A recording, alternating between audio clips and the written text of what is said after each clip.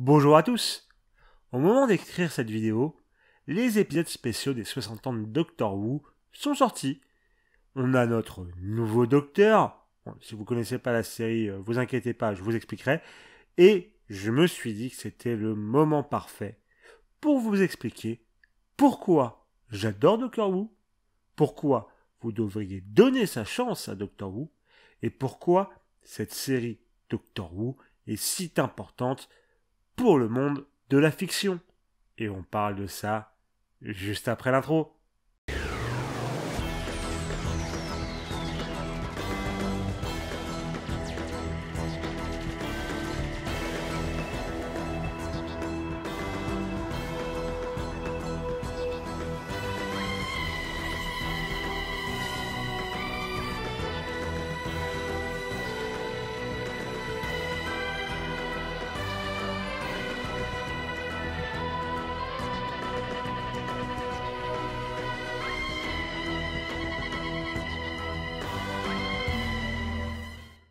Bon alors, Doctor Who, de quoi ça parle?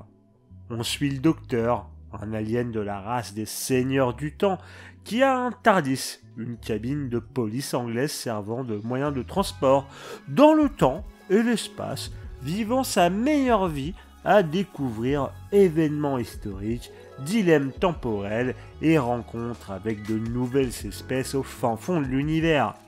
La plupart du temps accompagné d'un ou plusieurs humains, souvent émerveillés comme nous par ce qu'ils découvrent. Alors, il faut savoir que Doctor Who, c'est vieux. Sûrement plus vieux que toi qui regarde cette vidéo. En tout cas, bien plus que moi. C'est une série qui a démarré dans les années 60 sur la BBC, chaîne de télé anglaise. Elle a connu ses hauts et ses bas. Je ne vais pas vous faire un historique, surtout que le Tropper fait ça très bien dans sa série de vidéos sur le sujet. Bon, vous vous doutez bien que si la série est si vieille, ils n'ont pas gardé le même acteur pour incarner le personnage du Docteur, ou même les autres personnages au demeurant. À l'instar d'un James Bond, un recast est fait, et chaque acteur apporte sa propre interprétation du personnage. Ces petites différences qui font que chaque Docteur est finalement différent, tout en restant le même dans ses valeurs. Parce que le Docteur est un pacifiste. Oui, bon, les connaisseurs, léchez-moi la grappe, hein, c'est pour l'exemple général. Extrêmement curieux, très enjoué, pour qui chaque personne qu'il rencontre est importante. Qu'importe l'époque, la race, le genre, la culture ou toute autre notion qui pourrait nous échapper dans un univers aussi vaste que celui de Doctor Who. Et chacun de ces interprètes fait un travail remarquable, faisant que chacun a son Docteur préféré, amenant des discussions dans un fandom complètement safe et raisonnable. C'est faux comme quasi tous les fandoms, mais vous pourrez quand même trouver des personnes cool comme Pepperpot Team sur YouTube. Parce que oui, un seigneur du temps à deux cœurs, qui se balade dans le temps et l'espace, ça pose des questions. Et en 60 ans, le mystère a tendance à s'épaissir avec très peu de réponses à la clé. Mais quand il y en a, Arceus soit loué, on est bien content. Et toutes ces questions, avec tous ces personnages et toutes ces histoires, apportent une certaine fascination pour le spectateur et ses compagnons. Parlons un peu de ces fameux compagnons.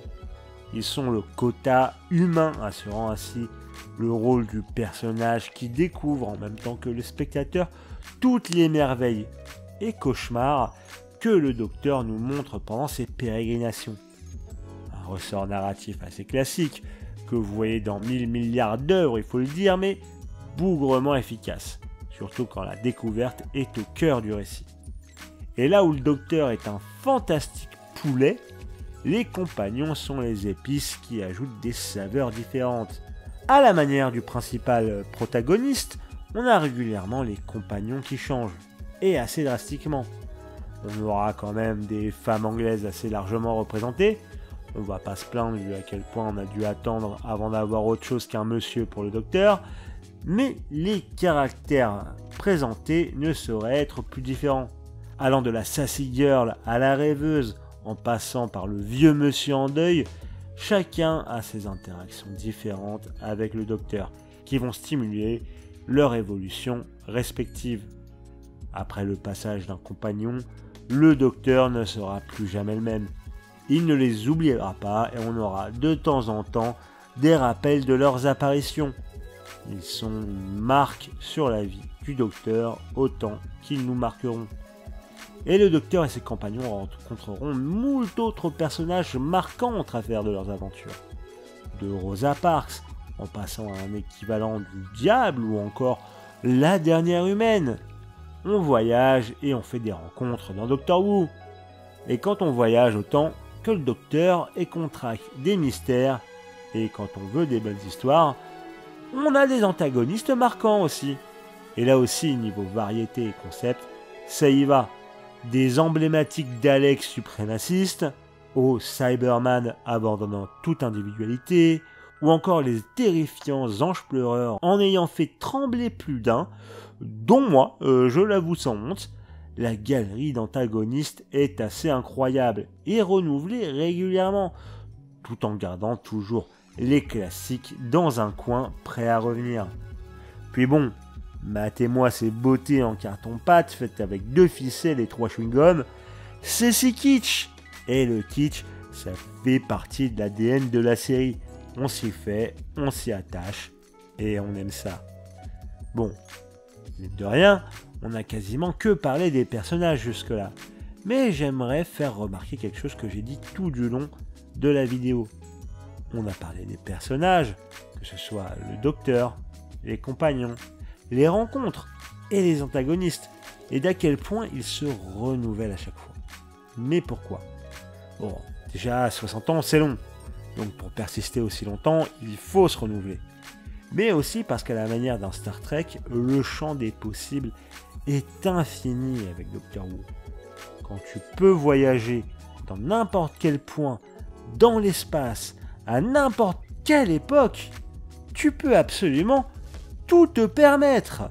Surtout que dans cette série, le ta gueule c'est magique est utilisé sans aucune honte. Et c'est pas grave, car comme le côté kitsch, ça fait partie de son ADN. Aucun high concept n'est trop farfelu pour Doctor Who. Je veux dire, on peut aller d'un épisode où on ne voit le docteur qu'à travers d'autres personnages qui ne le voient eux-mêmes qu'à travers un écran, et où si tu clignes des yeux, tu risques de mourir, à d'autres où on rencontre des êtres conceptuels à la limite du néant, et puis on peut se faire un petit kiff, à voir la reine Victoria faire la bagarre avec des loups-garous, et même dernièrement, voir le docteur faire de la comédie musicale avec des gobelins. Oui, les scénaristes et showrunners sont fous et peuvent absolument tout se permettre, et c'est là l'une des grandes forces de Doctor Who. De même, les scripts pleins de folie mènent aussi parfois à des épisodes lourds de sens et de messages vis-à-vis des thématiques qu'elles abordent.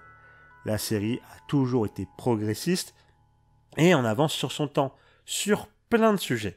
Bien sûr, certains s'en plaindront, mais on préférera passer des bons moments sans eux, tant la série adresse ces sujets avec souvent plein de justesse. Que ce soit les discriminations, la santé mentale, la famille acquise, le pourquoi on se lève le matin, les notions de causalité. Doctor Who n'hésitera pas à taper là où ça fait mal. Ce qui lui vaudra des problèmes, mais je vous renvoie encore une fois sur les vidéos du Trooper pour approfondir tout ça. Et bien sûr, une série aussi longue ne pourrait pas maintenir une telle fanbase acquise et fanatique sur la durée sans maintenir une certaine cohérence dans le temps. En effet, tout comme j'ai souvent parlé du renouvellement en parlant des personnages, j'ai aussi beaucoup fait mention d'à quel point la série n'oublie jamais ce dont elle nous a déjà parlé. Les retours réguliers d'anciens ennemis, certains devenant des running gags tellement ils sont morts définitivement 20 fois, des rappels vis-à-vis des compagnons précédents, les mentions faites à de précédentes storylines, ou même des docteurs qui se croisent. Bon ok, c'est aussi du fanservice, mais du comme ça qui ne nuise pas au récit, qui va se plaindre. Mais enfin, avec ce dernier point, vous vous dites peut-être qu'il est compliqué de rattraper le train en marche. Et là, pas vraiment. Il y a même plusieurs portes d'entrée assez simples. Commencer avec le tout début, le point de départ des années 60, ce qu'on appelle le classic Who, est possible, mais peu recommandé. Déjà parce que c'est très vieux, on dirait même assez justement que c'est d'époque, hein. Puis une bonne partie des épisodes ont été perdus dans le temps malheureusement.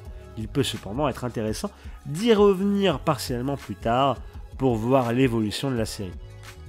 L'autre point d'entrée qui est généralement le plus conseillé est via le retour de la série dans les années 2000, avec le 9e Docteur incarné par Christopher Eccleston, qui débouche assez vite sur l'ère du 10e Docteur, incarné par David Tennant. C'est le New Who, et à partir d'ici, tous les éléments importants à l'univers de Doctor Who sont réintroduits pour la compréhension d'un nouveau public. Donc, c'est assez unanimement le meilleur point d'entrée. Après, dans les faits, les débuts de chaque nouveau Docteur du New Who pourraient être une très bonne porte d'entrée, mais n'écoutez pas les Skip 9 qui vous diront de sauter Eccleston, non pas comme tu le penses, gros dégueulasse, car c'est vraiment une saison qui a son charme. Et sinon, assez récemment, le 15e Docteur a démarré avec un épisode spécial de Noël. Oui, ça existe dans Doctor Who et ces épisodes spéciaux sont souvent un régal. Et il s'agit également d'une excellente nouvelle porte d'entrée à de possibles nouveaux fans. La BBC ayant même nommé cette saison la saison 1 pour marquer un nouveau départ, donc n'hésitez pas. Doctor Who est une série qui aura marqué les époques, proposant des concepts souvent jamais vus ailleurs, très souvent en avance sur son temps, qui porte fièrement son héritage sans en rester prisonnier. Le Docteur, bien que toujours différent, est un des personnages les plus emblématiques de la science-fiction populaire et aussi de la culture british. C'est vraiment une série qui marque au travers des générations et c'est pour cela que j'adore Doctor Who. Merci de m'avoir écouté déblatérer au sujet de Doctor Who. Ça faisait un moment que je voulais en parler et les récents épisodes spéciaux m'ont motivé à enfin le faire. Avec l'arrivée de la nouvelle saison, je verrai peut-être pour vous faire des reviews si cela vous intéresse et on verra bien. En attendant, n'hésitez pas à me suivre sur la chaîne, à me dire ce que vous pensez de Doctor Who, si vous l'avez déjà découvert, si vous comptez le découvrir, si vous vous dites waouh, vraiment le 12e Docteur c'est le meilleur. Wink. En tout cas, ça me ferait plaisir d'en discuter avec vous. Sinon, on se retrouve tout bientôt dans une prochaine vidéo. Des bisous, à la prochaine!